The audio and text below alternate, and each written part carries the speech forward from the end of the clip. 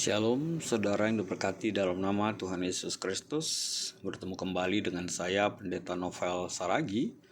Firman Tuhan yang menyapa kita pada saat ini tertulis dalam Matius pasal ke-18 ayat yang ke-12 sampai ayat yang ke-14. Namun sebaiknya kita bersatu dulu di dalam doa. Kita berdoa.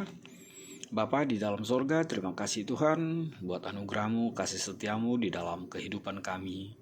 Kami merasakan bahwa anugerah Tuhan melimpah atas kehidupan kami. Satu kerinduan kami mau dengar-dengaran akan firman-Mu. Berfirmanlah Engkau Tuhan, sebab kami siap untuk menerimanya. Amin. Shalom saudaraku di dalam nama Tuhan Yesus Kristus, sahabat terbaik dalam kasih Tuhan Yesus Kristus. Seperti yang saya sebut tadi bahwa firman Tuhan yang menyapa kita tertulis dalam Matius pasal yang ke-18 ayatnya yang ke-12 sampai ayatnya yang ke-14. Begini firman Tuhan. Perumpamaan tentang domba yang hilang. Bagaimana pendapatmu? Jika seorang mempunyai 100 ekor domba dan seekor diantaranya sesat, tidakkah ia akan meninggalkan yang 99 ekor di pegunungan dan pergi mencari yang sesat itu? Dan aku berkata kepadamu, sesungguhnya jika ia berhasil menemukannya, lebih besar kegembiraannya atas yang seekor itu daripada atas yang ke-99 ekor yang tidak sesat. Demikian juga Bapamu yang di sorga tidak menghendaki supaya seorang pun dari anak-anak ini hilang. Demikian firman Tuhan. Saudara yang diberkati di dalam nama Tuhan Yesus Kristus, firman Tuhan berkata, di mana hartamu, maka disitulah hatimu. Kalau saya menganalogikannya dengan situasi apa yang digambarkan oleh perumpamaan ini, saya secara pribadi merasakan sangat dekat sekali. Sebab apa? Sebab saya mengimani bahkan setiap orang percaya di muka bumi ini, bahkan semua manusia ini adalah harta Tuhan. Bukankah setiap kita adalah manusia, makhluk ciptaan Tuhan yang tertinggi, yang termulia dalam kehidupan ini? Artinya apa?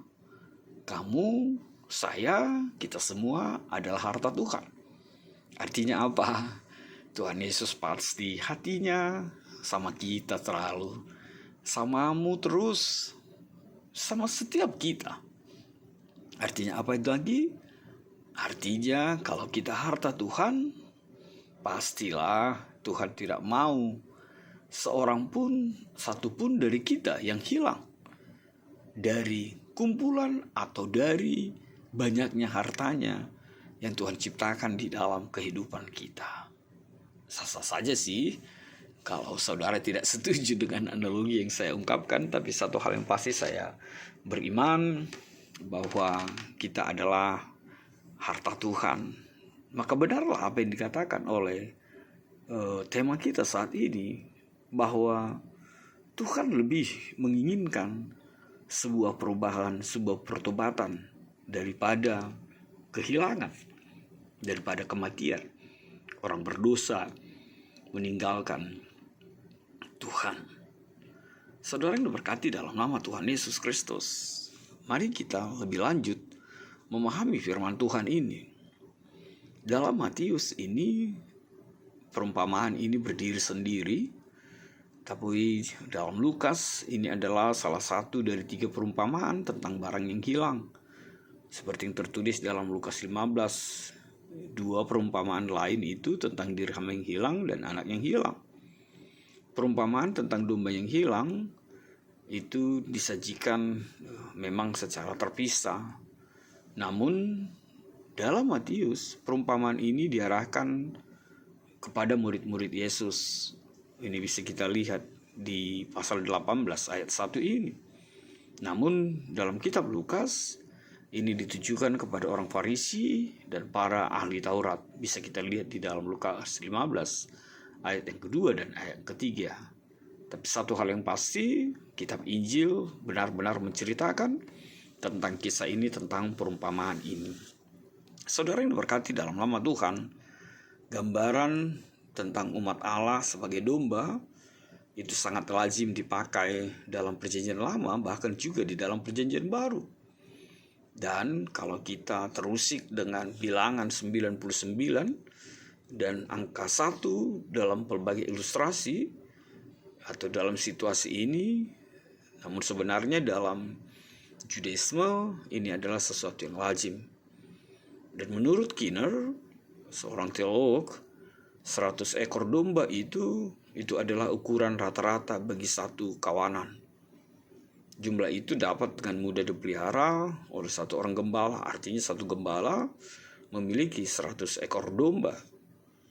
Bekerja di tengah-tengah jumlah domba ini, gembala dalam perumahan itu dapat melihat dan dapat mengawasi bahwa ketika satu domba itu hilang, maka dia bisa dengan sendirinya melihatnya.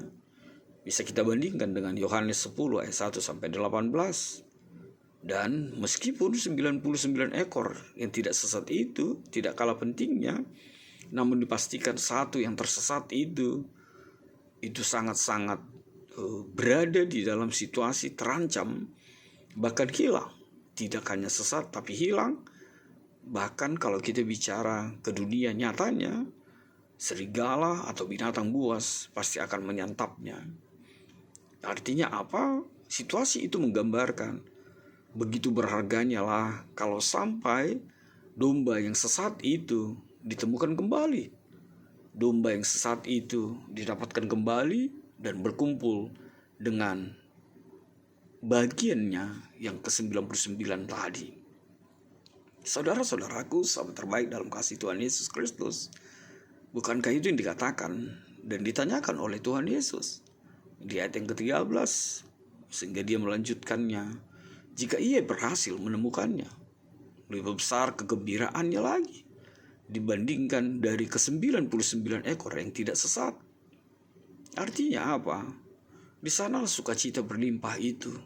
Kalau dia menemukannya, dikatakan di dalam Lukas, bahkan ia akan meletakkannya di atas bahunya dengan gembira. Lukas 15 ayat ke-5. Gembala itu akan memenuhi kebutuhan domba itu, mengembalikan kepada kawanannya, dan kemudian merayakannya dengan teman-temannya. Dengan menerapkan perumpamaan ini, Yesus ingin mengatakan bahwa akan ada sukacita berlimpah di sorga karena satu orang berdosa yang bertobat, dan itu lebih daripada sukacita karena 99 orang benar yang tidak memerlukan pertobatan. Artinya di sanalah sukacita melimpah itu. Ketika yang sesat itu kembali, ketika yang sesat itu ditemukan. Dan menarik sekali, sebenarnya firman Tuhan mengatakan dengan memakai kata sesat bukan hilang. Sebab apa? Kalau sesat masih dimungkinkan untuk ditemukan. Tapi kalau hilang, itu dipastikan akan jauh dan tidak bisa ditemukan. Maka Injil ini memakai kata sesat, sehingga yang sesat itu dimungkinkan untuk kembali, dimungkinkan untuk menyatu dengan kumpulannya. Saudara yang berkati dalam nama Tuhan Yesus Kristus, ayat ke-14 ini menunjukkan bagaimana keinginan Allah yang tidak menghendaki seorang pun dari anak-anaknya hilang. Sesat saja Tuhan tidak mau, apalagi hilang. Tuhan tidak mau kita terpisah dari kumpulan persekutuan kita. Tuhan bahkan tidak mau terpisah. Anak-anaknya, domba-dombanya hilang, sesat dari persekutuan dengan Tuhan Yesus. Bahkan lihatlah bagaimana luar biasanya Allah kita itu. Ia sampai mengutus anaknya yang tunggal, gembala yang baik. Yesus datang ke dunia untuk mencari domba yang sesat.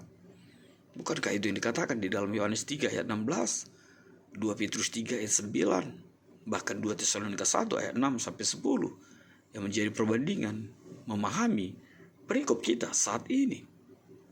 Jadi jelaslah di sini Tuhan ingin mengatakan dengan perumpamaan ini begitu pentingnya setiap orang dan mengingatkan kita bahwa minat Tuhan Yesus kepada setiap kita Itu bicara tentang personal, itu bicara tentang setiap pribadi. Artinya apa? Setiap kita, engkau, saya, kita semua, bicara tentang personal, bicara tentang pribadi.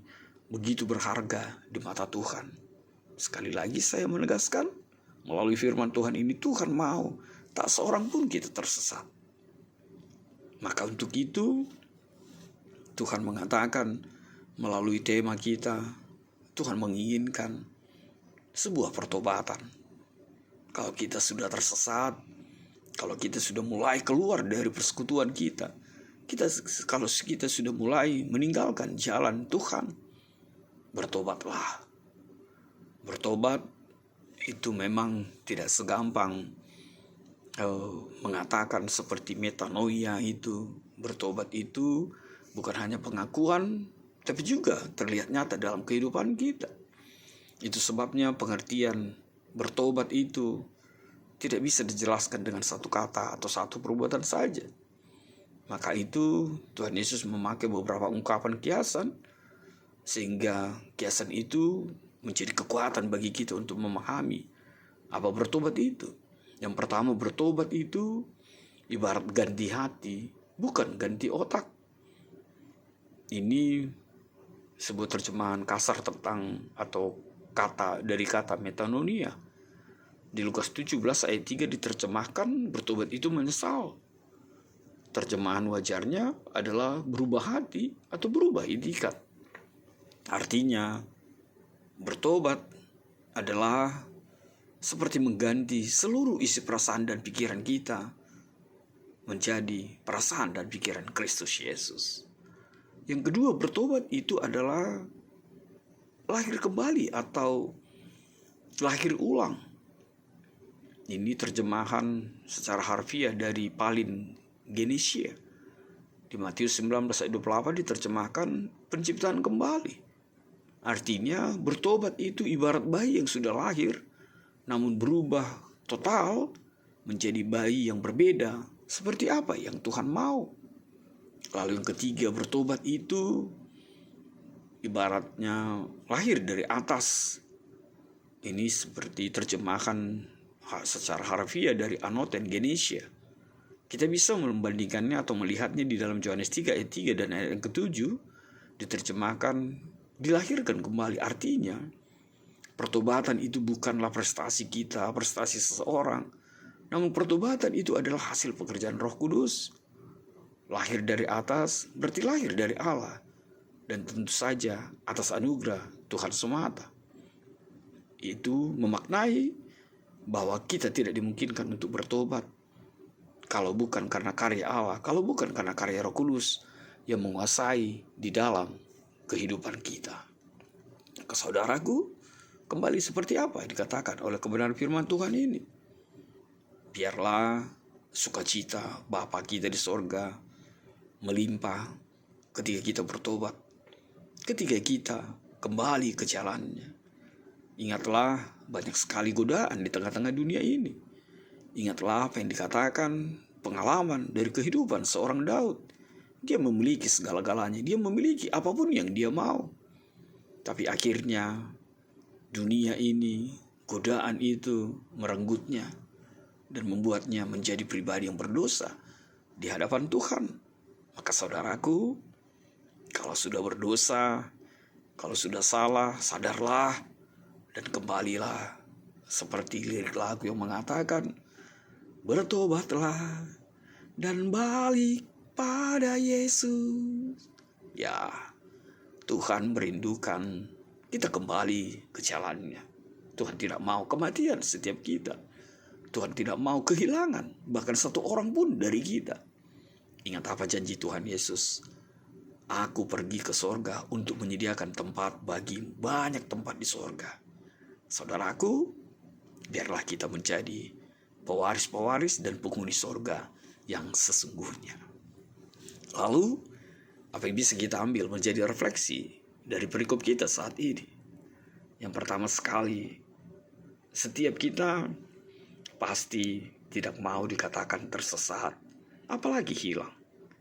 Maka kalau kita tidak suka dikatakan tersesat, jangan sampai kita tersesat. Kalau ada sesuatu, mari sampaikan kepada Tuhan. Mari pergumulkan di dalam Tuhan. Sehingga jangan engkau tersesat di jalanmu. Yang kedua, jadilah domba yang baik dan jangan pernah meninggalkan persekutuan itu. Jangan pernah meninggalkan persekutuan. Seperti apa yang disebutkan di dalam kitab Ibrani itu.